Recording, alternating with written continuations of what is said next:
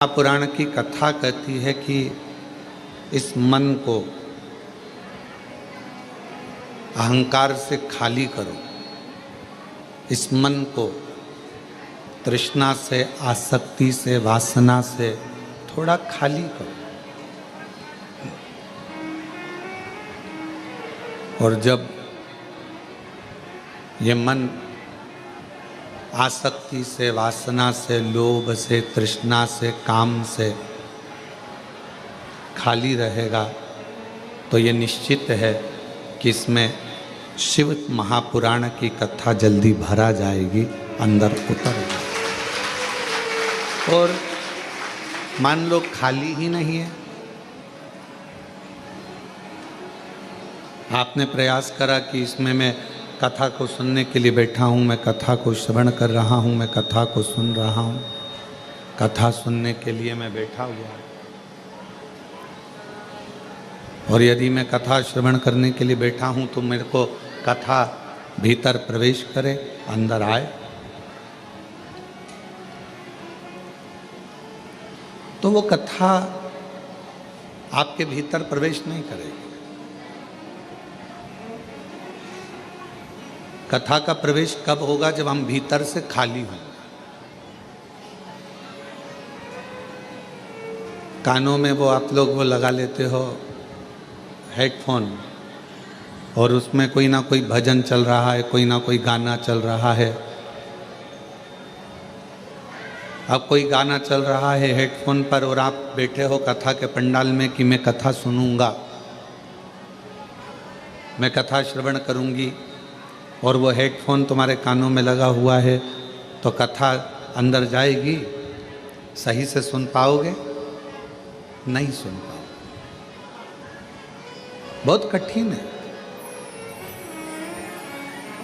यदि भगवान शंकर की अविरल भक्ति को, भगवान शंकर के मंत्र को, भगवान शिव के नाम को, भगवान शिव की अविरल भक्ति को हमें अपने भीतर धारण करना है, उसको अपने अंदर उतारना है, तो शिव महापुराण की कथा कहती है पहले ये दुनिया के हेडफोन को थोड़ा सा दूर करना पड़ेगा। किसी ने कुछ कहा और आप मन में सोचे कि मेरे अंदर कोई हलचल ना हो,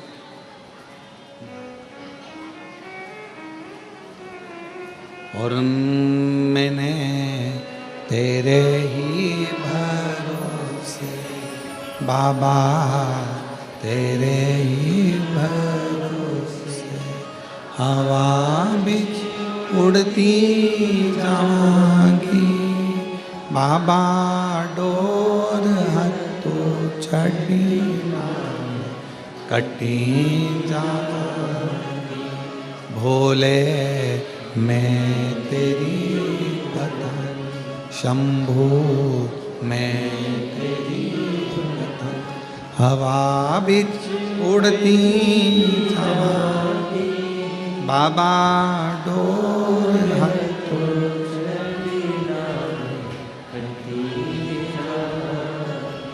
भोले, मैं तेरी। भीतर से जितने खाली रहो, पर किस चीज से खाली रहना है? काम से, आसक्ति से, वासना से, तृष्णा से, इससे हमको खाली होना। और जितना जितना आप अपनी आसक्तियों से, वासना से, तृष्णा से, अहंकार से खाली रहोगे, उतना उतना शिव आपके अंदर प्रवेश करता चले जाएगा और बाबा आपका कल्याण करता चले जाएगा। शिव प्रवेश। क्यों आए हो यहाँ शिव महापुराण की कथा में? आप लोग कथा को सुनने के लिए यहाँ नहीं आए, कथा तो आप लोगों को मिल गई, ये तो मिल गई। नहीं तो आप लोगों को मालूम नहीं था कि ऑनलाइन शिव महापुराण की कथा कुबेरेश्वर बाबा के धाम पर मिल जाएगी, ये आपको नहीं मालूम था। आपको तो ये लग रहा था कि दर्शन करने जाना है, टिकट करवाया है, कुबेर भंडारी के दरवाजे पहुंचना है, कुबेरेश्वर बाबा का पूजन करना है, उससे विनय करना है, उससे निवेदन करना है, उसकी अर्चना करना। आपने ये नहीं सोचा था कि हमको कथा सुनने को मिल जाएगी। पर बाबा ने यदि आपको कथा रूपी गिफ्ट दिया है तो बाबा कोई ना कोई गिफ्ट और तुमको देकर यहां से भेज देगा। आपको नहीं मालूम था कि यहाँ कथा हो रही। हाँ, अब तुम निकल गए बिहार से, तुम निकल गए महाराष्ट्र से, तुम निकल गए उत्तर प्रदेश से, तुम निकल गए छत्तीसगढ़ से, हरियाणा से, पंजाब से, राजस्थान से, मालवा से, तुम निकल तो गए, पर तुम्हारे अंदाजे में ये नहीं था कि कथा मिलेगी। ये तुम्हारे अंदाजे में नहीं।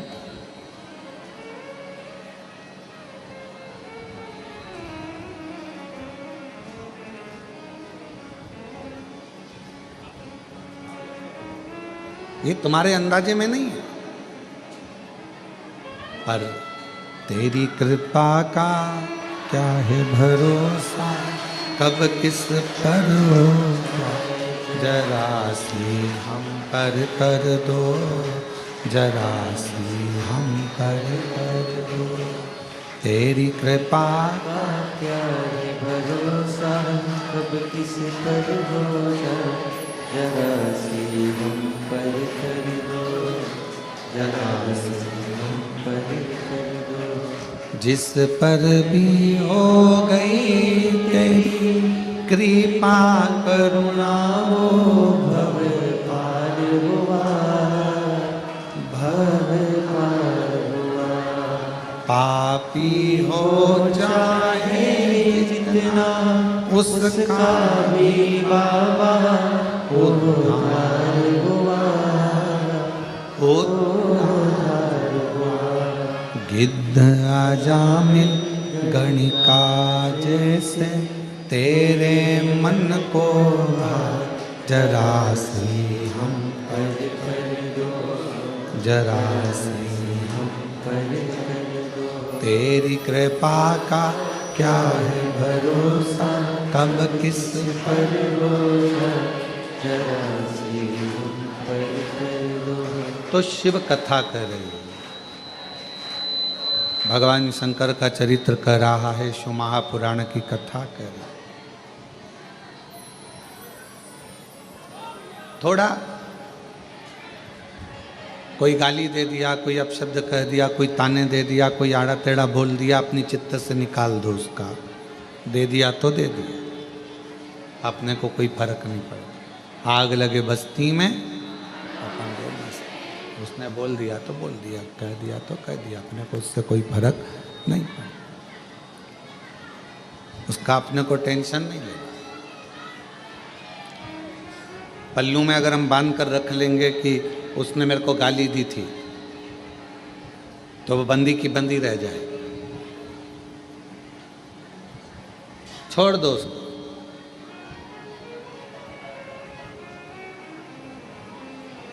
पल्लू में हमने बांध कर रख लिया कि उसने मुझे आड़ा टेढ़ा कहा था, तो वो हमेशा हमारे पास में बंधा की बंधा रह जाए। कई घरों में बुजुर्ग चले जाते हैं, बुजुर्ग शांत हो जाते हैं। कोई दादा परदादा चले गए, कोई बुजुर्ग चले गए, कोई दादा परदादा चले गए, कोई दादी परदादी चली गई, तो घर के लोग उनका सामान संभाल कर रखते हैं।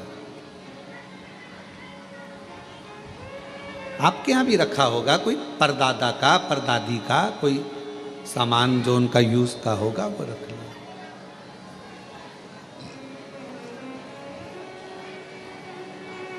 कहा क्या जाता है, दादा दादी का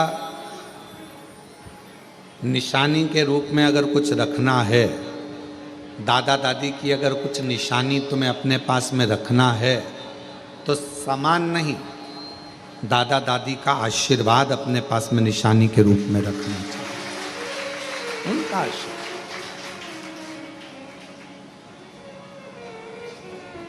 माता पिता का आशीर्वाद हो, दादा दादी का आशीर्वाद हो, वो हमारे पास में धरोहर के रूप में कुछ रखा है हमारे पास में।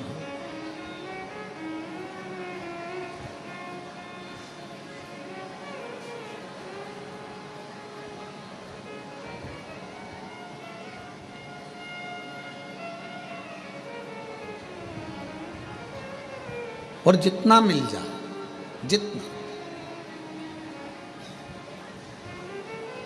उसमें कोई आशीर्वाद की कोई क्वांटिटी नहीं होती कि हमको इतना ही आशीर्वाद चाहिए।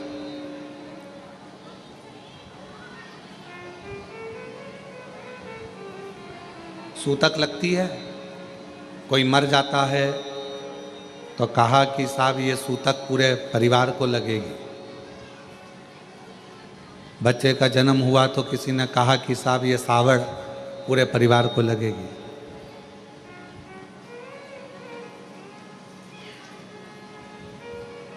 अब जैसे सूतक पूरे परिवार को लगती है, बच्चा जन्म लेता है तो सावड़ सुआ पूरे परिवार को लगता है, उसी तरह व्यक्ति पुण्य करता है, यदि भगवान का भजन करता है, कोई सत्कर्म करता है, तो वो भी पूरे परिवार को ही लगता है, पूरे परिवार।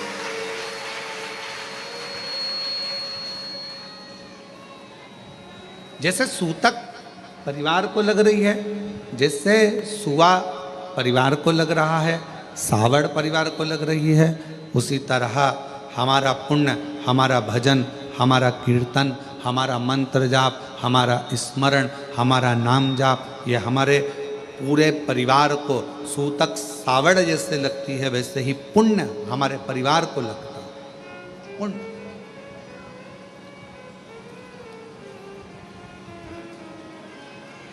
यहाँ माता जी बैठी हैं, उत्तर प्रदेश से आई हैं।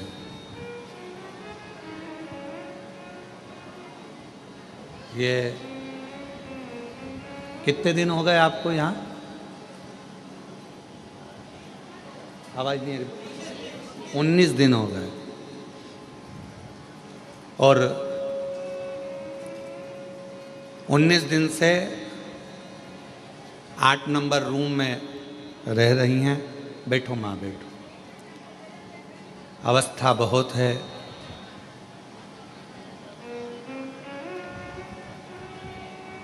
रक्षाबंधन पर जब राखी बांधने के लिए आई, कहा हमारे बाप के घर आए हैं और आप हमारे भाई हो, आप जीजी बोलते हो, तो राखी हम लाए हैं। तो राखी बांधने के लिए जब आई तो हमने पूछा माँ कहाँ से आई हो? तो कहा हम उत्तर प्रदेश के ये स्थान है, हम वहाँ से आए हैं। हमने कहा ठीक है। अवस्था बहुत है आपकी, सावधान रहना। फर्श थोड़ा चिकना रहता है, चलना फिरने में दिक्कत नहीं हो, सावधानी पूर्वक प्रसाद पाना, सावधानी पूर्वक रहना। हमने पूछा कैसे आना हुआ? बस बाबा के यहाँ आकर मन में था कि गीता जी के अध्यायों का पाठ यहाँ रहकर रोज करूं और बाबा को सुनाऊं, तो यहाँ रहना हुआ। कब जाओगी? तो कहा 23 तारीख को हमारा भतीजा भतीजी पोता पोती जो भी हैं नाती पंती लेने आएंगे और हम चले जाएं। आज उनके बच्चे आए भी हैं शायद कोई लेने के लिए उनको। आप साथ में बैठो बैठो बैठो बैठो। तो अब मैं कहूँ कि माँ आपने जो पाठ किया, यहाँ बैठकर कोई श्री शिवाय नमस्तुभ्यम का जाप करता है? बैठो माँ, बैठ जाओ बैठ जाओ। कोई श्री शिवाय नमस्तुभ्यम का जाप करता है, कोई कंकर शंकर की पूजन करता है, कोई आराधना करता है, कोई पाठ करता है, तो दुनिया के लोगों को ये ना लगे माँ आपने पाठ किया वो केवल आपके अकेले के लिए नहीं है। जैसे सूतक पूरे परिवार को लगती है, घर में बच्चा हो तो सावड़ पूरे परिवार को लगती है, उसी तरह हमारे द्वारा किया गया भजन पुण्य भी पूरे परिवार को लगता है। पूरे परिवार। आप कथा श्रवण कर रहे हैं। हैदराबाद की कथा में कहा था, जब हैदराबाद के शमशाबाद में कथा चल रही थी तो कहा था एक स्त्री, एक नारी जब भगवान को जल चढ़ाती है, शिव जी के मंदिर में जाकर भगवान शंकर को जल अर्पित करती है, चढ़ाती है, तो वह अपने मायके के भी 71 पीढ़ी को पार कर देती है और ससुराल की भी 71 पीढ़ी को पार कर देती है। एक पुरुष जब भगवान शिव को जल चढ़ाता है, एक पुरुष जब भगवान शंकर को जल चढ़ाता है, तो वो भी अपने दादा परदादाओं की पीढ़ियों को पार करता है।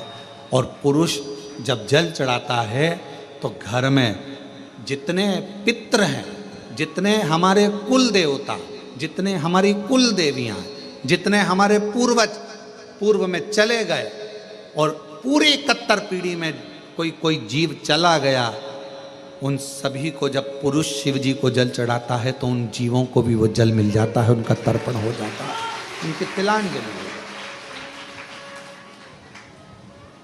उनको वो जल का भाग मिल गया।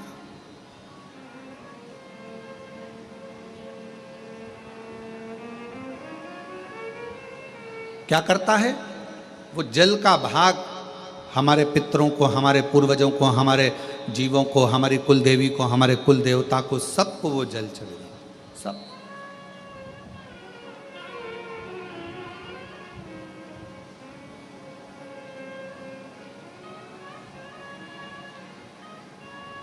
कोई पूछे कि क्यों गुरुजी शिवजी कैसे दिखते हैं?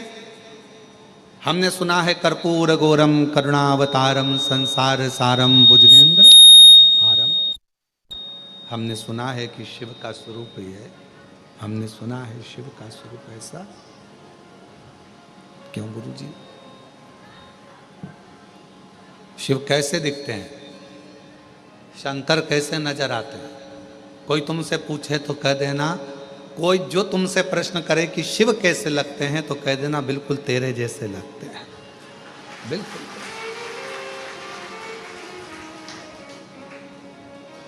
शिव कैसे दिखते हैं तो कहना बिल्कुल तेरे जैसे दिखते हैं, बिल्कुल तेरे जैसे।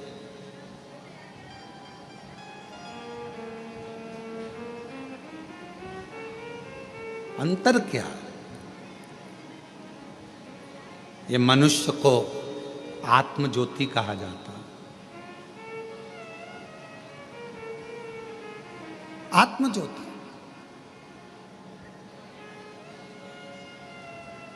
ये मनुष्य को भी आत्मलिंग कहा जाता है, आत्म ज्योति कहा जाता है। और 12 ज्योतिर्लिंग भी विराजमान है तो वो ज्योति का ही प्रतीक है। संपूर्ण ब्रह्मांड, कण कण, वायु, आकाश, अग्नि, जल, ये जितना भी नजर आता है क्या है?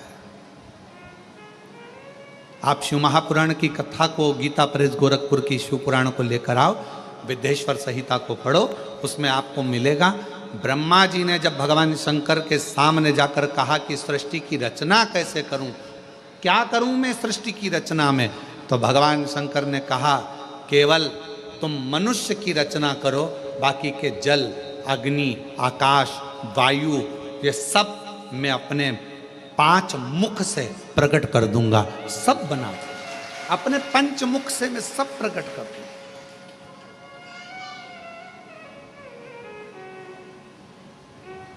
सब कुछ प्रकट कर दूंगा।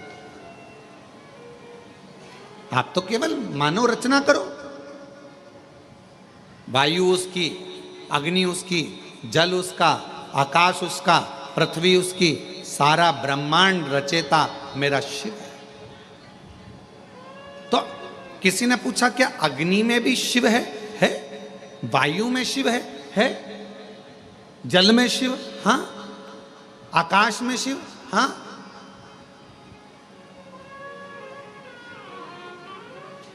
मनुष्य में शिव, हाँ, सब में।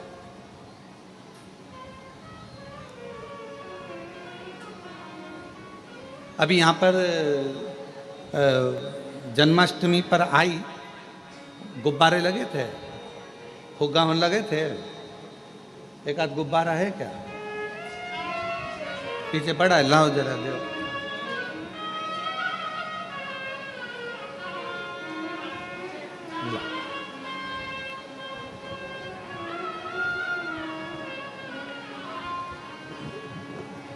इस गुब्बारे में क्या भरा है? जम के बोलो, हवा।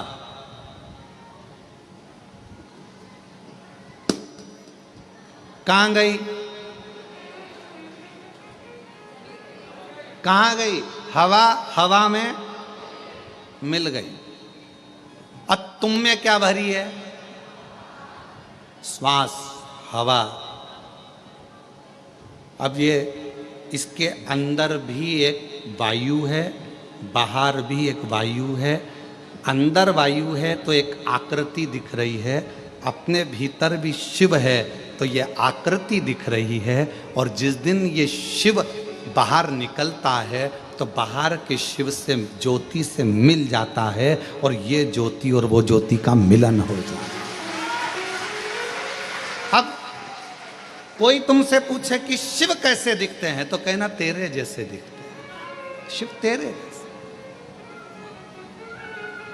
शिव का स्वरूप क्या है तो कहा तुमको जैसे एक आकृति है, बस के एक आकृति। तुझ में राम, मुझ में राम, सब में राम समाया है। जित देखो उत राम की ही माया है।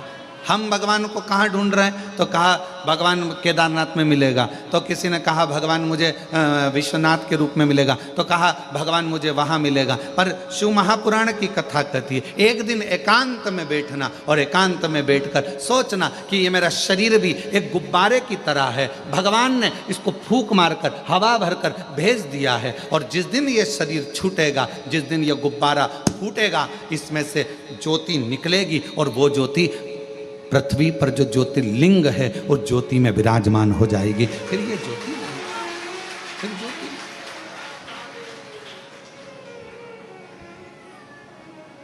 और फूलों में ढूंढा तुझे, कलियों में,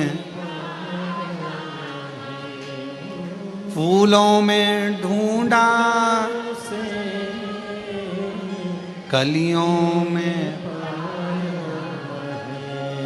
और फूलों की खुशबू में मेरे बाबा का ठिकाना। फूलों की खुशबू में मेरे बाबा का ठिकाना। और दुनिया वाले मेरा रिश्ता पुराना।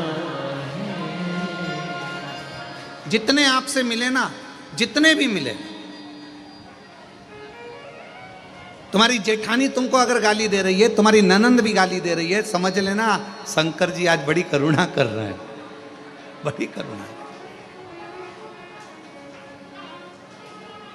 और तुम्हारी देवरानी भी अगर कुछ कहे तो समझ लेना आज शिव जी बड़ी भारी कृपा करे, बड़ी कृपा।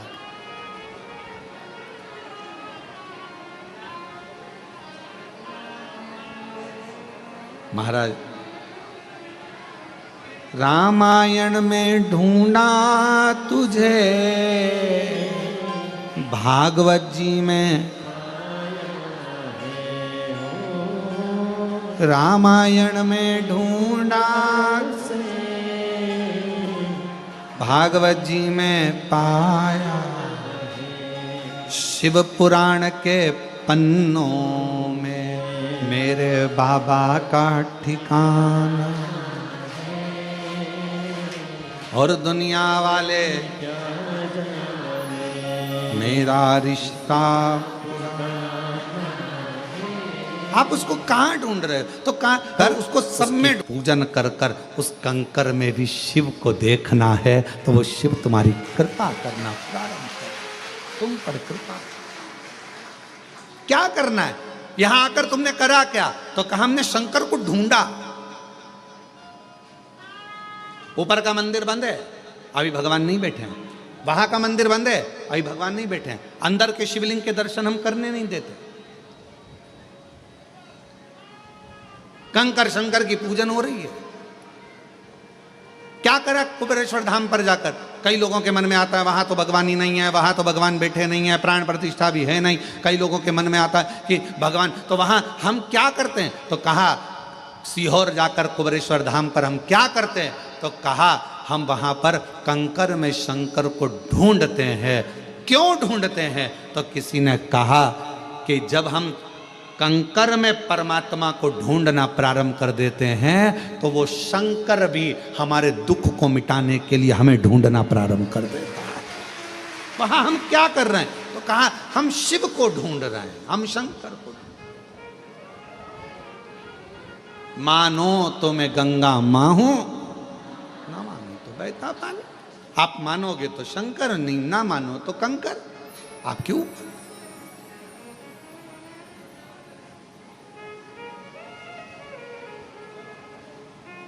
कौन आता? कौन आता? वृंदावन सब जाते, अवंतिकापुरी सब जाते, काशी सब जाते, चार धाम सब जाते, पर अलग से रिजर्वेशन कराकर, अलग से टिकट लेकर कौन कुबेरेश्वर धाम आता? कौन सीहोर आता? अगर मेरा बाबा तुम्हारी झोली भर कर ना भेजता तो दरबार ही खाली पड़ा रहता। वो भरता है तो तुम आते हो। और जो जैसी भावना लाया वो वैसा ही नहीं, खाली उसे लौटाया वो मन ही मन और कर दिया माला माल काशी वाले ने, लुटा दिया भंडार काशी वाले ने, कर दिया माला माल काशी वाले ने, लुटा दिया भंडार काशी वाले। तीन होते हैं। एक होता है वफादार, दूसरा होता है मददगार, और तीसरे नंबर पर होता है दोगला चापलूस। तीन है, ध्यान देना और बहुत सावधानी से सुनना। जो मददगार होगा ना, जो वफादार होगा ना, आज के लोगों को वफादार और मददगार अच्छे नहीं लगते। आज के लोगों को चापलूस और दोगले बहुत अच्छे लगते हैं, जो एक ना एक दिन तुम्हारे साथ दोगला कर दोगलाई कर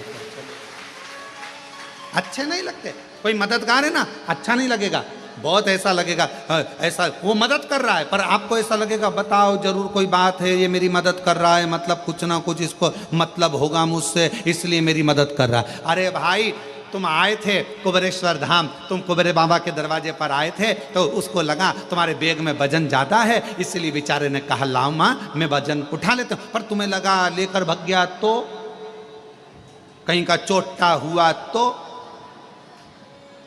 मददगार वफादार आपको ठीक नहीं लग रहा है, और फिर कोई बंठन के बेहतरीन डेंटिंग पेंटिंग करके और बहुत आराम से तुम्हारे पास में आया और तुम्हारे साथ में खाया पिया मौज करा एंजॉय करा, और फिर बाद में वो तुम्हारे साथ में दोगलाई कर कर चापलूसी कर कर और वो तुमको चूना लगा कर चले गए। आप सब दूर कहते फिर रही हमने इतना विश्वास किया था, हमको क्या मालूम था ऐसा, हमने इतना या कौन। आज के जमाने में जो दूसरे की मदद करता है दुनिया के लोगों को अच्छा नहीं लगता, उसमें लोग चालू हो जाते हैं। हो सकता है लालच होगा इसलिए कर रहा होगा, किसी को भोजन कराया भंडारा कराया तो लोगों को बुरा लगेगा, भंडारा इसलिए कर रहा होगा कहीं से आ गया होगा। और अरे भाई कर रहा है, इससे बढ़कर और क्या चाहिए। भगवान से प्रार्थना करो कि तुमको भी ऐसा दे और तुम्हारे पास में ऐसे भंडारे में निकले। कोई मददगार है, मदद कर रहा है, अच्छा नहीं लगेगा। कोई मदद कर रहा है, ठीक नहीं लगेगा। कोई वफादार है, तुम्हारे साथ में अच्छा काम कर रहा है, चलो मैं तुम्हारा टिकट करा देता हूँ। माँ मैं तुम्हारा टिकट करा दूं क्या, तुमको सीओर भेज दूं क्या। इतने में माता जी सोचेगी बताओ मेरे को लगता है टिकट मिकट का पैसा खा जाएगा ही, ऐसा लग रहा। और बेचारा अच्छे के लिए कि बूढ़ी है, बुजुर्ग है, बूढ़ा है, परेशान है, चलो थोड़ी सी मदद कर दे। तो मददगार, वफादार आज के ज़माने में, कली काल में लोगों को अच्छे नहीं लगते। आज के ज़माने में जो चापलूस हैं तुम्हारी चापलूसी करें, तुम्हारे पास में दिन रात बैठे रहें, तुम्हारे साथ में खाए पिए और एक दिन तुम्हारे साथ में दोगलाई कर कर चले जाएं, तुम्हें वो अच्छे लगते हैं। आज का जमाना है। पर मेरा शंकर, मेरा ओघड़दानी, मेरा शंभु, मेरा त्रिकालदर्शी, मेरा कैलाशी अविनाशी, मेरा शंकर भले तुम्हारे एक लोटा जल का फल तुम्हें थोड़ा देर से मिले, पर मेरा शंकर भगवान कभी भी तुम्हारा हाथ मरते दम तक छोड़ता नहीं है, वो देता ही रहेगा। वो शिव है। आप जिस कामना से आए, आप जिस भाव से,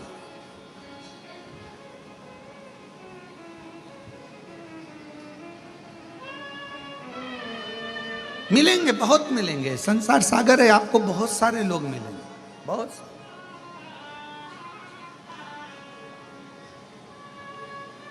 ऐसा नहीं कि संसार में लोग नहीं मिलेंगे, सब मिलेंगे, पर हमारी आदत है हम अच्छों को पहचान नहीं पाते, हम अच्छों को नहीं पहचान पाते। केवल आपके साथ में ये नहीं हुआ है, ये माता यशोदा जी के साथ भी हुआ है। अच्छों को नहीं पहचान पाते, केवल आपके साथ नहीं, माता यशोदा जी के साथ भी ऐसा ही हुआ। यशोदा जी के दरवाजे पर तृणावत आया, यशोदा जी ने कोई शंका नहीं करी। यशोदा जी के दरवाजे पर पूतना आई, यशोदा जी ने अपने लाला को पूतना की गोद में दे दिया, कोई शंका नहीं करी। और यशोदा जी के दरवाजे पर शंकर भगवान आए तब, हे बाबा बाहर निकलो।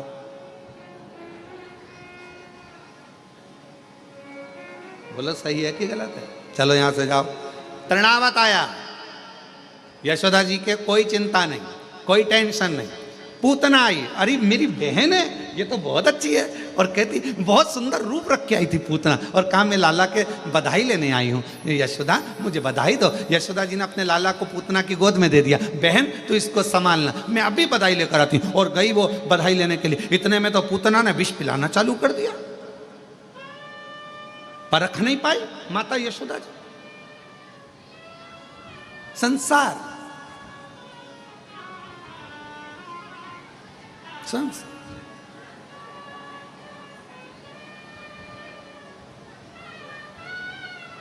पहचानना बहुत कठिन है। आप कैसे पहचानें, कैसे? और बाद में मेरे देव अधिदेव महादेव यशोदा जी के दरवाजे पर आए, मेरे शंकर।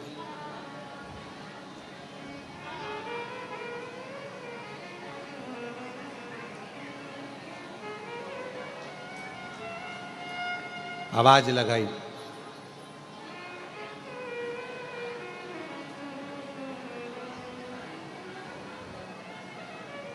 शिव जी ने कहा,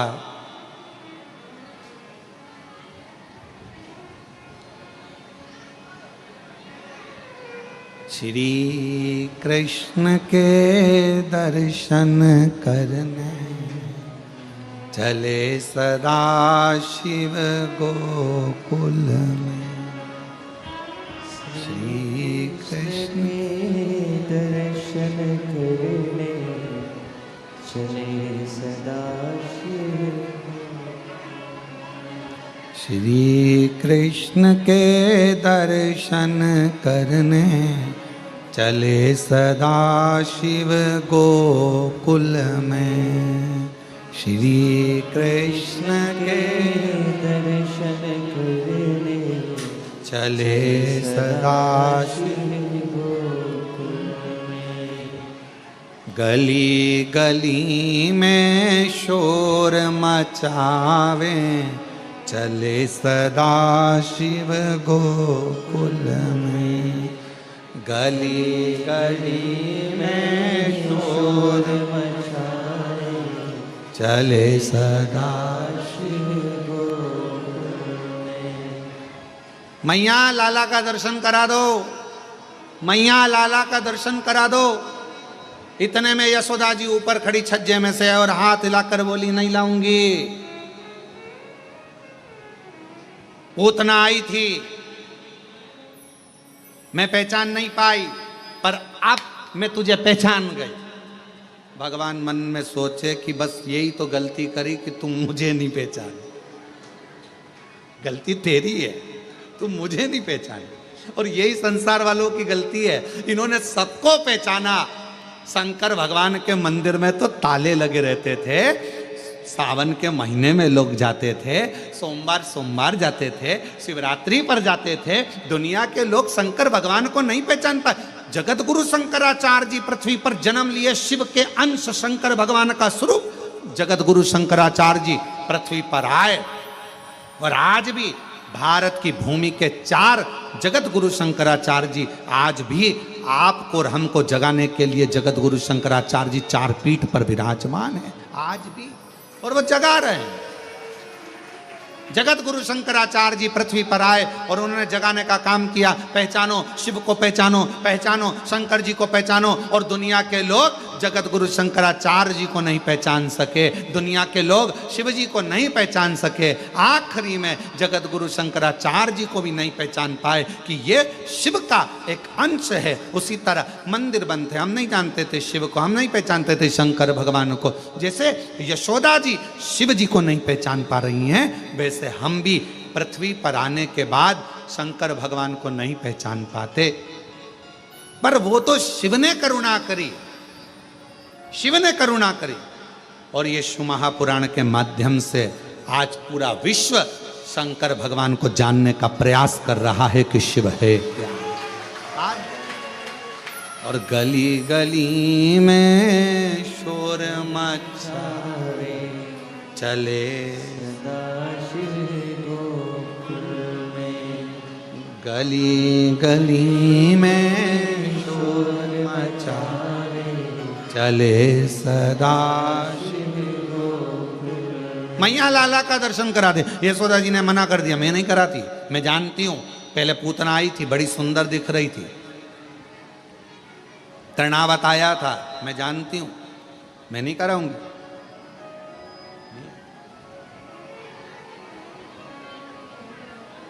खूब आवाज लगाई, नगर में जोगी आया, यशोदा के घर आया, भेद कोई समझ ना पाया, आकर के अलख जगाया, सबसे बड़ा तेरा भोलेनाथ, भोलेनाथ, भोलेनाथ, भोलेनाथ, भोलेनाथ। कौन जाना, किसने जाना? यशोदा जी के दरवाजे पर आकर अलख जगा रहे हैं। नगर में जोगी आया, भेद कोई समझ न पाया, यशोदा की आया। कौन? सबसे बड़ा है तेरा भोलेनाथ, भोलेनाथ, भोलेनाथ। कौन जाने शिव जी को, कौन? हमारी पूरी जिंदगी निकल गई, शंकर भगवान को कैसे जानोगे, शिव को कैसे पहचानोगे? तो शंकर को जानने के लिए यशोदा मैया ने कहा, मैं तुम्हें नहीं जानती, मैं तुम्हें नहीं पहचानती, मैं लाला का दर्शन नहीं कराऊंगी, मैं भगवान का दर्शन नहीं कराऊंगी। यशोदा लेके ही नहीं आई। पर भगवान मन में सोचे कि तूने पूतना को तो तुरंत दे दिया था, तुरंत तृणावत को तुरंत दे दिया, अघासुर बकासुर कितने आए तुमने तुरंत दे दिया, और मैं शंकर, तुम मुझे नहीं पहचान रही। ऊपर से बैठी बैठी पार्वती जी खूब हंस रही, और जाओ और जाओ।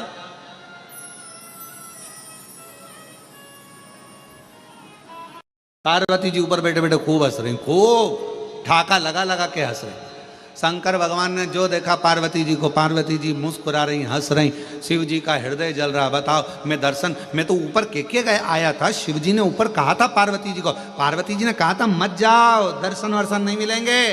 पर भगवान शंकर बोले मैं शिव, जब पूतना की गोद में भगवान आ सकते हैं तो मेरी भी गोद में आ जाएंगे। पार्वती जी जानती थी कुछ नहीं मिलने वाला, जाओ जाओ। और पहुंच गए। अब नीचे जाने के बाद मिले क्या? अब पार्वती जी हंस रही हैं। शंकर भगवान भी मन में सोच लिए आऊंगा नहीं जब तक के गोदी में लाला नहीं आएगा, आऊंगा, आने वाला मत। यमुना जी के घाट पर भगवान शंकर बैठ गए, भस्म रमाकर, जटाजूट बांधकर, और बड़ा सुंदर सा एक पोटला बांधकर शिव जी बैठ गए, एक सुंदर सा रूप रखकर। इतने में सारे नगर की गोपियां जा रही थी। शंकर भगवान ने एक गोपी को इधर बुलाया, इधर आ, इधर आ, इधर आ, इधर आ, जल्दी आ, जल्दी आ। इतने में गोपी बाबा का रूप देखकर और भग गई। अब दूसरे ये भी नहीं पहचान पा रही, और दूसरे तू इधर आ, तू इधर आ, इधर आ। इतने में दूसरी ने हिम्मत करी, बाजू में जाके बैठ गई। बाबा क्या बात है, भूख लगी है? शंकर भगवान बोले नहीं। पानी पियोगे? हाँ। तो फिर शंकर भगवान ने कहा मैं तेरा भाग्य देख रहा हूं, तेरी किस्मत बड़ी विचित्र है, बड़ी विचित्र। परसों तेरी सास ने तुझे कमरे में बंद कर दिया था। अरे बाबा बिल्कुल सत्य बोले हो। फिर तेरा पति आया, कमरा खोला, बिल्कुल सत्य बात है, बिल्कुल सत्य। मालूम है तेरे घर में झगड़ा क्यों हुआ था? बाबा आप बताओ। 4 मटके सास के मायके के तेरे हाथ से फूट गए थे। बाबा बिल्कुल सत्य कहा। अब तो पूरे नगर में बात पहुंच गई कि बाबा आया है, बड़ा पहुंचा हुआ है, सबका भाग्य बता देता है। यशोदा जी के कानों में शब्द गया कि बाबा यमुना जी के तट पर बैठा है, भाग्य बताता, बड़ा सुंदर बताता। यशोदा चल तू। यशोदा जी आई, और आते से जो यशोदा जी ने देखा, ये तो वो ही है, ये तो वही है जो मेरे दरवाजे पर आया था, कन्हैया को मांग रहा था, दर्शन करने के लिए गोदी में मांग रहा था, मैंने नहीं दिया, मैं नहीं पूछूंगी इससे, भाग। इतने में तुरंत भोले बाबा ने हाथ से इशारा करा यशोदा रानी को, इधर आओ, इधर आओ, इधर आओ, जल्दी जल्दी बैठो इधर बाजू में। अरे तुम्हारे बेटे के ऊपर काल मंडरा रहा, काल, इसलिए निवेदन है कल तेरे दरवाजे पर आऊंगा, तेरे बेटे को देखूंगा, मुझे गोदी में देना, अपनी भस्म झड़ा दूंगा, तेरे बेटे का काल चले जाएगा। अब तो यशोदा जी बोली कल टाइम पे आ जाना बाबा, टाइम पे आ जाना, बिल्कुल मैं इंतजार करूंगी। अब तो यशोदा जी जो सुनकर गई, इतने में भगवान शंकर ने डमरू बजाया, पार्वती जी ऊपर से देख के चिंता में पड़ गई, इनको तो दर्शन मिल गए। पार्वती जी ने सोचा जाओ तो सही, पहले तुम जाओ फिर देखती हूँ। और इतने में बाबा तो सुबह तैयार होकर चले, और माँ पार्वती जी ने बड़ी सी बिंदी लगाकर, एक बूढ़ी का रूप रखकर, होठों पे लाली, सुंदर सा गजरा, हाथ में चूड़ा, पांव पे जनिया, कमर कर धनिया, सुंदर लहंगा और चुंदड़ी ओढ़कर यशोदा जी डंडा टेकती टेकती यशोदा जी के पास में एक बूढ़ी का रूप रखकर पार्वती जी आ गई। माँ पार्वती जी, माँ अम्बा जगदम्बा माता पार्वती जी बड़ा सुंदर रूप रखकर आई। आवाज लगाई दरवाजे पर डंडे से, यशोदा यशोदा यशोदा। यशोदा जी ने कहा कौन है? अरे दरवाजा खोल। यशोदा जी ने पूछा तुम कौन? यशोदा जी बोली तुम कौन? पार्वती जी बोली मैं तेरे कुल की देवी। पार्वती जी जैसे ही बोली कुल की देवी, तो यशोदा जी पूछे इतने दिन से तो कभी नहीं आई, आज कैसे आई? यशोदा जी ने जैसे ही कहा तो माता पार्वती जी बोली सुन यशोदा, कुल की देवी का काम होता है अपने बच्चों को बचाना, बड़ी मुश्किल से तो तेरा वंश बड़ा है यशोदा। आज जो बाबा आने वाला है ना, उसकी गोदी में लाला मत देना। इतने में तुरंत यशोदा जी बोली, बाबा बोले हैं कि उसके ऊपर काल मंडरा रहा है। इतने में पार्वती जी बोली, काल नहीं महाकाल मंडरा रहा है। काल नहीं मंडरा, महाकाल स्वयं मंडरा। अरे बाबा कैसे मैया, अब क्या करूं? पार्वती जी ने कहा चिंता मत करो, नीचे का दरवाजा बंद करो, मैं सब निपट लूंगी, तुम चिंता मत करो। तुम तो जैसे ही बाबा आए तुम दरवाजा मत खोलना, मैं आऊंगी सब, मैं ठीक है माँ। अब दरवाजे पर शंकर भगवान फिर आ गए, अलख जगाई, यशोदा के घर आया, आकर अलख जगाया, सबसे बड़ा तेरा नाम, भोलेनाथ भोलेनाथ भोलेनाथ।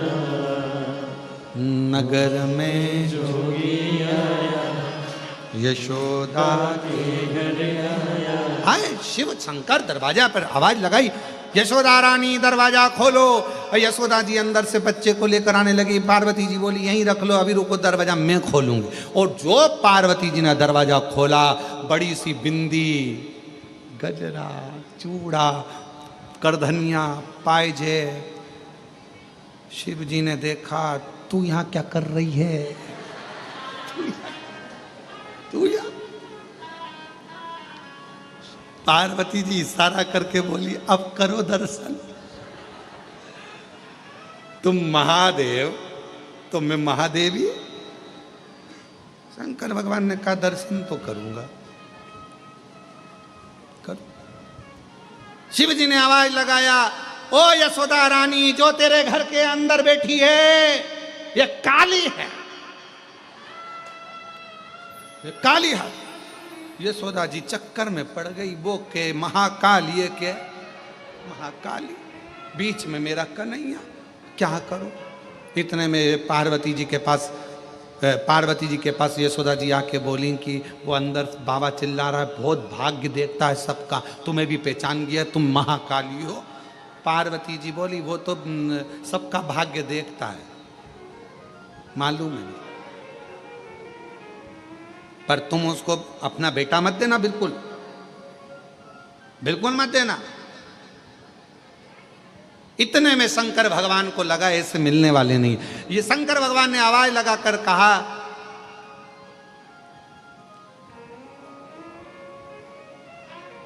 हे जगत जननी जगदम्बा पार्वती, मैं तुझे काशी का निवास दूंगा। पार्वती जी ने तुरंत मन में सोचा, गिफ्ट मिला। अब पार्वती जी यशोदा जी से बोली, ये जो सामने खड़ा है ना, तुम इसे पहचान नहीं सकती, तुम नहीं पहचान सकती। कितने ही जन्म ले लो, शिव को जानना कठिन है। लाला कौन की गोदी में दे दो, वो काल अधिपति महाकाल, महाकाल, वो शिव है, शंकर। उनको पहचानोगे कैसे? कैसे जानो? श्री कृष्ण के दर्शन करने चले सदा शिव गोकुल में, श्री कृष्ण के दर्शन करने चले सदा शिव गोकुल में। गली गली में शोर मचावे चले सदा शिव गोकुल में।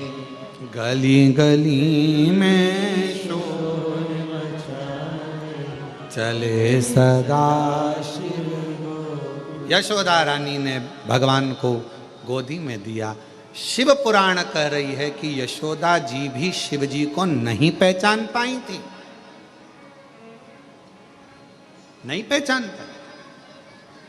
लोग कहते लंका का राजा रावण इतना विद्वान, लंका के राजा रावण ने शंकर भगवान के शिवलिंग को अपने हाथों में उठाया। लंका के राजा रावण ने कैलाश पर्वत को अपने हाथों पर उठाया। लंका के राजा रावण ने ये स्तोत्र पढ़ा। लंका के राजा रावण ने तांडव रचा।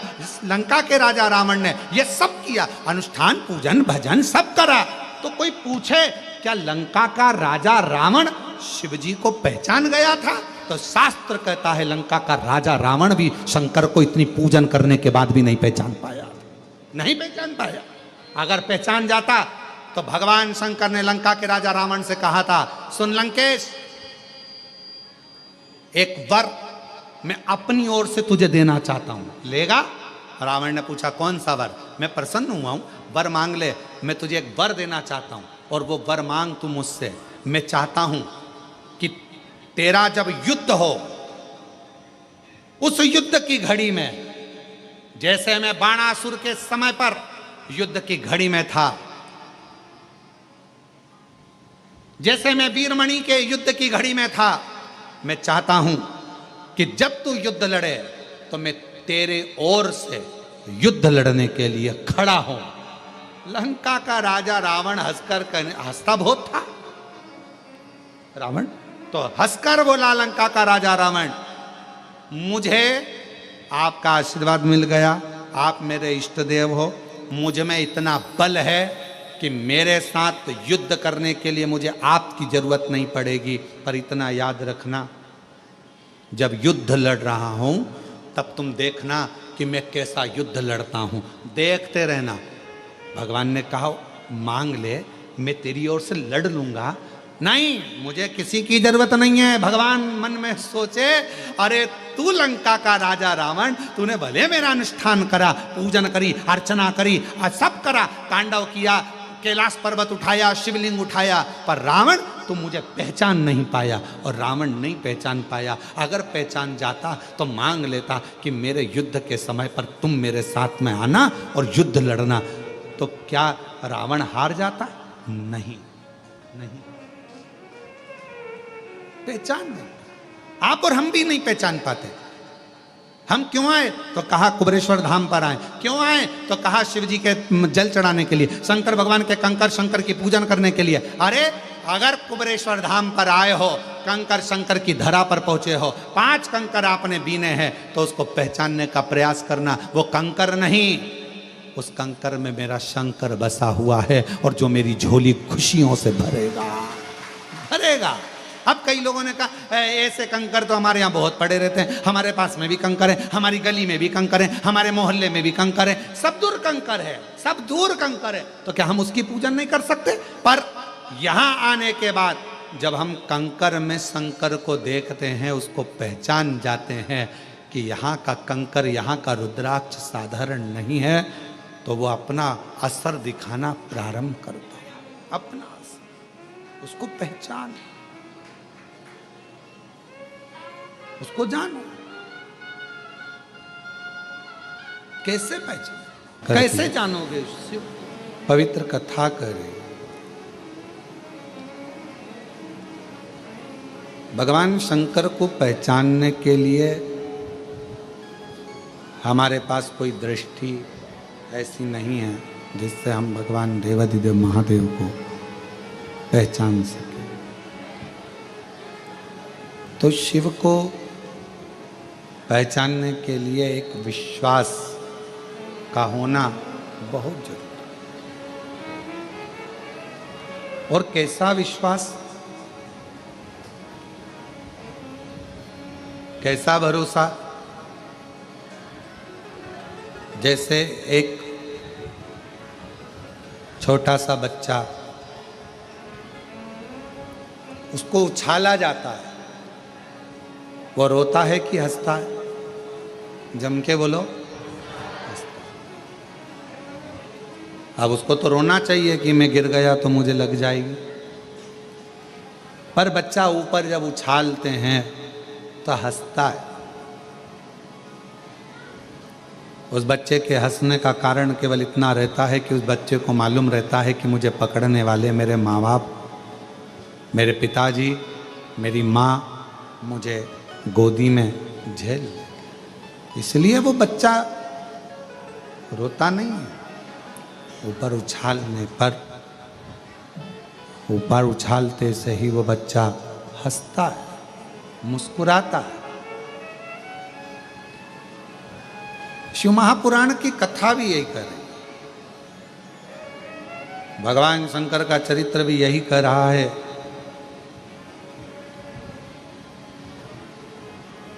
जब आप मेरे शंकर भगवान की गोदी में अगर बैठ गए हो, कुबेरेश्वर धाम आ गए हो, शिव जी के मंदिर में एक लोटा जल चढ़ाना तुमने प्रारंभ कर दिया है, तो समझ जाना कि अब रोने का समय खत्म हो गया। वो उछालेगा और तुम्हें प्रसन्न हो, वो उछाले। और ये जैसे पिता माँ अपने बच्चे को उछालती है, बच्चा खुश होता, प्रसन्न होता।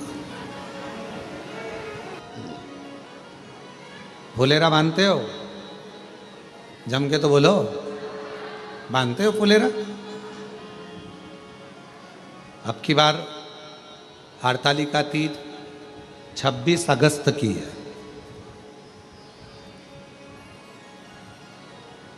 और बाबा ने अगर कृपा करी है आप लोगों पर, हम पूरे भारतवासियों से, देश विदेश में विराजमान सभी सनातनियों से, सभी जीजियों से कहेंगे, आप व्रत करते हो हरतालिका तीज का कि नहीं करते, वो हमको नहीं मालूम, पर इतना याद रखो, हरतालिका तीज का व्रत करने वाली माताएं तो फुलेरे का दर्शन करती ही हैं, पूजन करती ही हैं, पर जो बेटियां, जो माताएं, जो महिलाएं, जो स्त्रियां अगर हरतालिका तीज का व्रत नहीं भी करती हैं, तो 5 फुलेरे का दर्शन जरूर करें, और उन 5 फुलेरे पर 5 वृक्ष की पत्तियां अवश्य चढ़ाएं। आपकी मन की कामना पूर्ण जरूर हो, जरूर। 5 से ज्यादा कर सकते हो, 5 से ज्यादा 7 कर लो, 9 कर लो, 11 कर लो, पर 5 से कम ना करो, जरूर करो। मंदिर में फुलेरा लगता है, हरतालिका तीज के दिन मंदिर में नहीं लगता तो कईयों के घर पर फुलेरा बनता है, और उस फुलेरे के नीचे भगवान शंकर का पार्थिव पूजन रात भर जब पूजन करी जाती है, माताएं आनंद के साथ, भजन के साथ, कीर्तन के साथ भगवान देवाधिदेव महादेव की पूजन अर्चना करती हैं, वहाँ जब फुलेरे का दर्शन हम करते हैं, हमारी मनोकामना भगवान शिव पूर्ण करते हैं, पूर्ण फुलेरे का।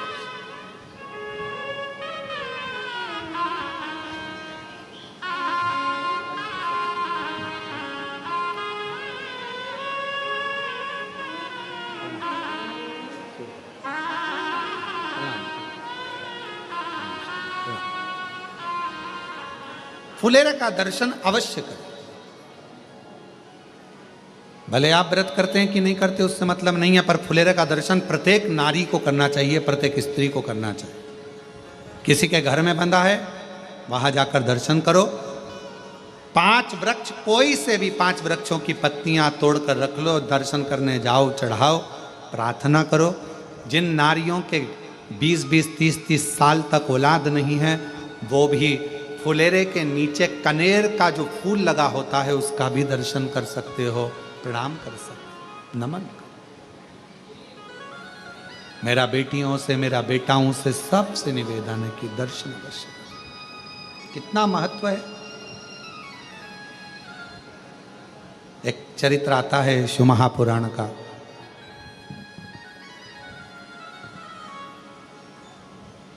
भगवान देवाधिदेव महादेव भगवान शंकर पार्वती जी को लेकर समुद्र के तट पर भ्रमण कर रहे थे। माँ जगत जननी जगदम्बा पार्वती जी उनके साथ में घूम रही हैं, भ्रमण कर रही हैं।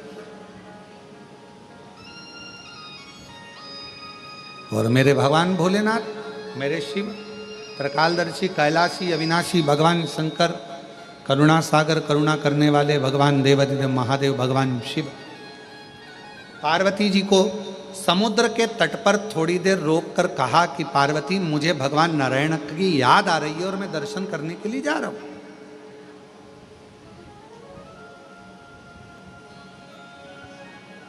मैं पहुंच रहा हूं, शिव कहे।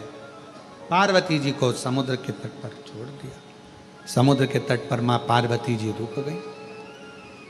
बाबा देवाधिदेव महादेव भगवान शिव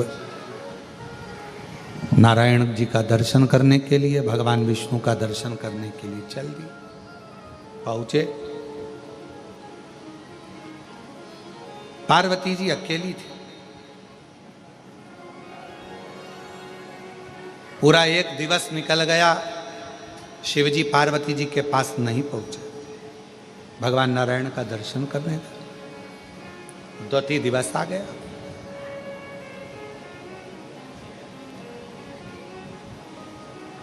पार्वती जी को लगा कि आज हरतालिका है, जो मैंने बाल्यवस्था में भगवान शिव का पूजन कर कर सब त्याग कर, मेरा एक नाम अर्पणा हो गया था, सब कुछ छोड़कर मैंने भगवान शंकर की आराधना करी थी। अपनी सहेलियों के साथ, अपनी सखियों के साथ, अपनी सखियों के साथ में बैठकर मैंने शिवलिंग की आराधना करी थी।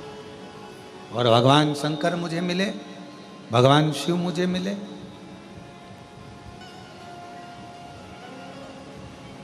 पार्वती जी को हरतालिका व्रत बहुत प्रिय है, बहुत। इसलिए शिव महापुराण की कथा कहती है, भगवान शंकर का चरित्र कथा है, जो हरतालिका तीज के दिन ये माँ जगत जननी जगदम्बा अम्बा माता पार्वती जी के ही मुख से निकली हुई वाणी और शिव जी के मुख से निकली हुई वाणी है। जो हरतालिका तीज के दिन जैसे माँ जगत जननी पार्वती जी ने फुलेरे को बांधकर, फुलेरे का सुंदर स्वरूप बनाकर उसमें मुझे विराजमान कर कर मेरी आराधना करी थी, तो जो नारी, जो पुरुष, जो संसार का मनुष्य फुलेरे का दर्शन करता है, शिव कहते हैं मैं पार्वती के साथ उसका कल्याण कर देता हूं, उसका भंडार भर देता हूं। फुलेरे। पार्वती जी ने समुद्र के तट पर वृक्ष की पत्तियों को तोड़कर बालू का शिवलिंग का निर्माण कर कर, बालू के शिवलिंग का निर्माण कर कर पूजन कर। शिवजी नहीं आए, भगवान शंकर नहीं आए, और पूजन कर रही है मां पार्वती। कहां से लाऊं गंगा, कहां से लाऊं यमुना, कहां से लाऊं गंगा, कहां से लाऊं यमुना, कहां से लाऊं सरयू आपार पड़ी रे, और भोले तेरी सेवा हमसे ना बनी, भोले तेरी सेवा हमसे ना बनी रे। कहाँ से लाऊं लड्डू, कहाँ से लाऊं पेड़ा, कहाँ से लाऊं लड्डू, कहाँ से लाऊं पेड़ा, कहाँ से लाऊं बर्फी वो शक्कर चढ़ी रे, और भोले तेरी सेवा हमसे ना बनी रे, ओ भोले तेरी सेवा हमसे ना बनी रे। कैसे सेवा? पार्वती जी के पास में कुछ भी नहीं, कुछ।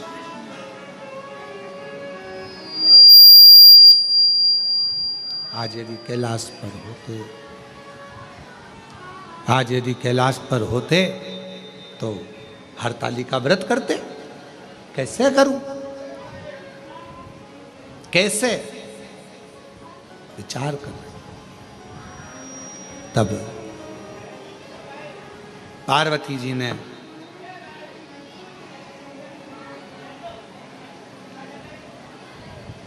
देखा कि मेरे पास में इस खुले आसमान में,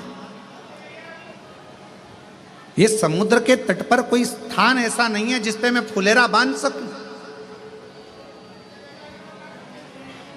आप लोगों में से कितने लोग गए हैं समुद्र के तट पर? कभी कोई गया हो, आप लोगों में से गए हो? तो समुद्र के तट पर बिल्कुल लगा हुआ तो कोई बिजली का खंभा भी नहीं होता,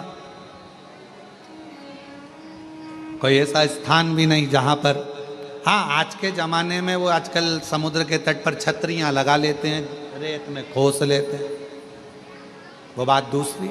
आज के समय में, उस समय पर कहाँ रहा? कैसे फुलेरा बांधो, क्या करा जाए? शिव जी भी नहीं है और आज हरतालिका है, मुझे पूजन करना है। और पूरी रात्रि का पूजन होता है, प्रदोष काल से चालू हो जाता है तो रात्रि भर चलकर सुबह देवादिदेव महादेव का शिवलिंग का विसर्जन होता है।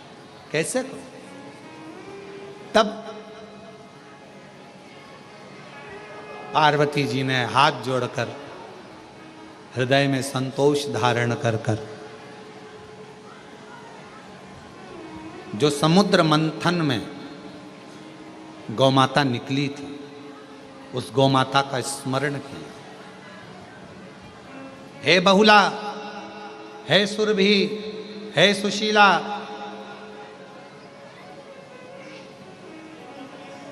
आप आओ और मुझे मेरी सहेली मेरे साथ में बैठकर हरतालिका करती थी, तुम मेरे साथ में मिलकर हरतालिका। फुलेरा कैसे बांधूं? गौ माता का आवाहन किया, गौ माता आ गई। पार्वती जी ने उसके गले में जो घंटी बंधी थी, फुलेरा की उसके गले में जो घंटी बंधी थी, उसी से माला को टांगा गया है, लटकाया गया है, फूलों को बांधा गया, झाड़ियों को लगाया गया, बालू का शिवलिंग बनाया गया और उसके नीचे माँ पार्वती जी शिव जी की आराधना कर रहे हैं। शिव की आराधना।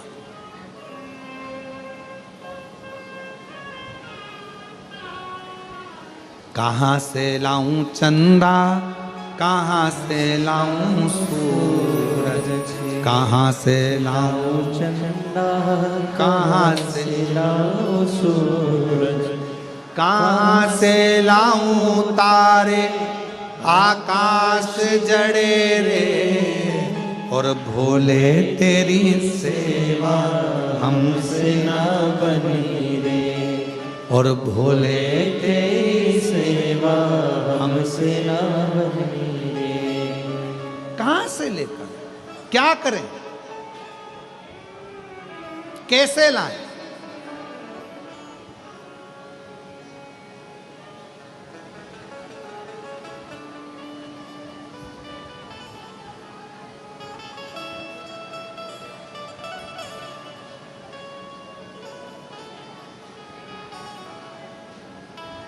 क्या करा जाए? गौ माता को खड़ा करा, फुलेरा बांधा गया और पूजन चालू हुई। रात्रि भर पूजन करी मां जगत जननी ने। गौ माता ने बड़े आनंद के साथ खड़े रहकर फुलेरा का दर्शन। समय भी सुबह हो गई। जो पार्थिव लिंग बनाया गया था बालू रेत का, उसका विसर्जन हो गया, निर्माल्य का विसर्जन हो गया। गौ माता को पार्वती जी ने हाथ जोड़कर विदा करने लगी। गौ माता थोड़ी दूर पर गई।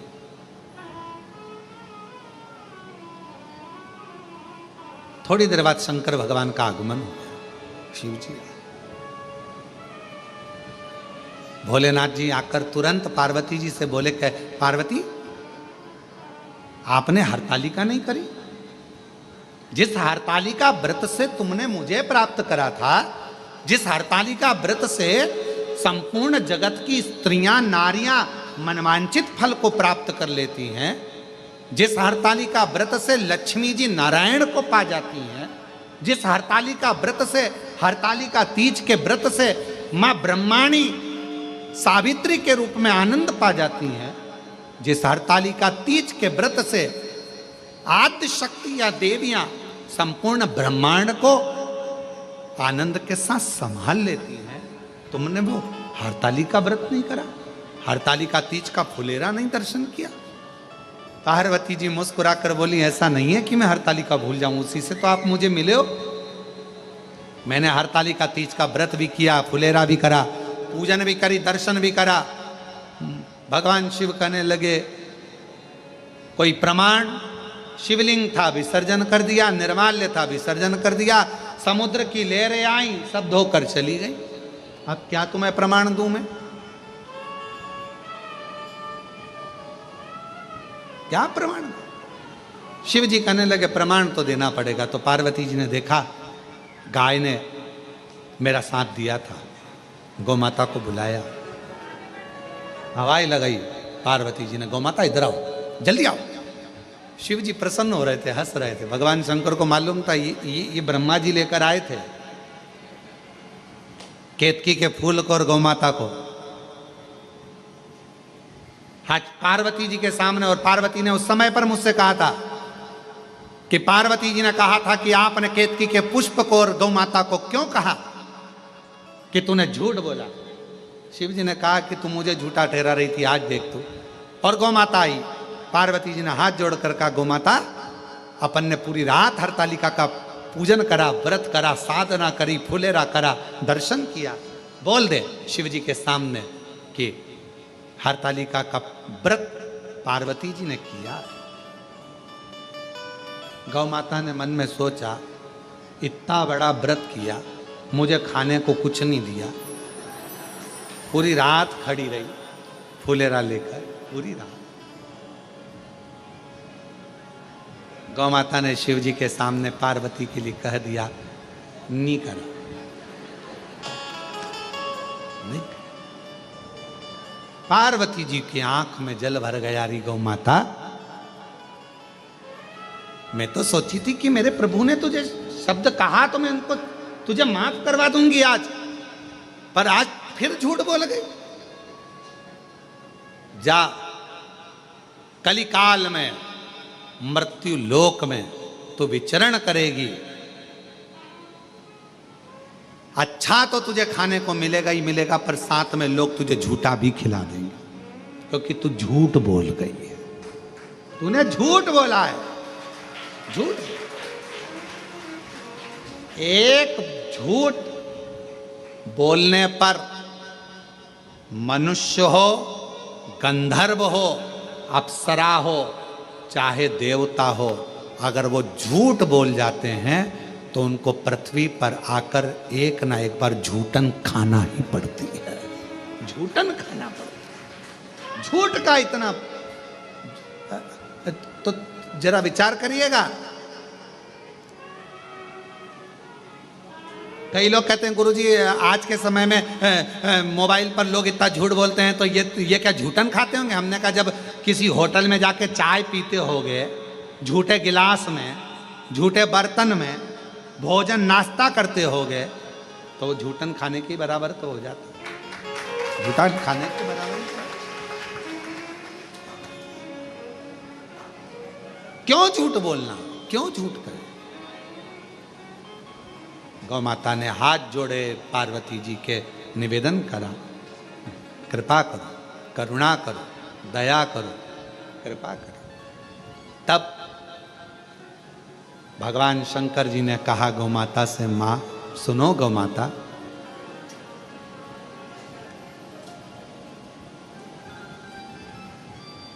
इस मृत्यु लोक में, संसार सागर में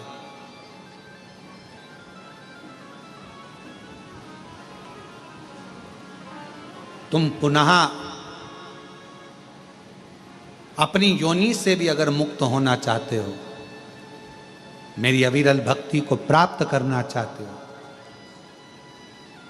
फिर जन्म ना मिले, कोई व्याधियां ना घेरे, कोई दुख ना घेरे, कोई कष्ट ना घेरे,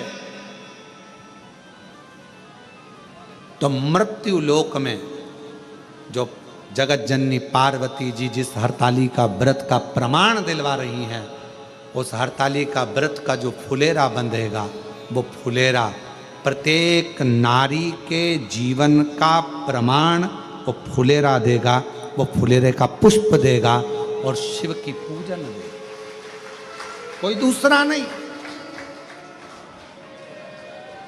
क्यों कहा जाता है कि फुलेरा दूध है? फुलेरा जब हरतालिका तीज का फुलेरा बंधे तो हरतालिका तीज के फुलेरे का दर्शन करो। 5 पत्तियां, किसी भी वृक्ष की 5 पत्तियां तोड़कर तुम जब दर्शन करने के लिए जाओ तो फुलेरे के नीचे जो भगवान शंकर विराजमान है, 5 पत्तियां किसी भी वृक्ष की तोड़कर समर्पित करो। किस लिए कही जाती है? तो कहा केवल एक दिन 365 दिन में केवल एक दिन ऐसा होता है हरतालिका तीज का, जिस दिन शंकर भगवान पार्वती जी के साथ में 64 योगिनियों के साथ में भगवान श्री गणेश, भगवान श्री कार्तिकेय और भगवान शंकर की पांचों बेटियां जया, विषहरा, शामरी बारी, दौतली देव के साथ में अशोक सुंदरी के साथ पूर्ण रूप में विराजमान होते हैं। और शिव जी 5 पत्ती चढ़ाने वाले जीव को 5 मुख से, 5 मुख से, कौन कौन से मुख हैं शिव जी के? 5। तो कहा साधोजात, वामदेव,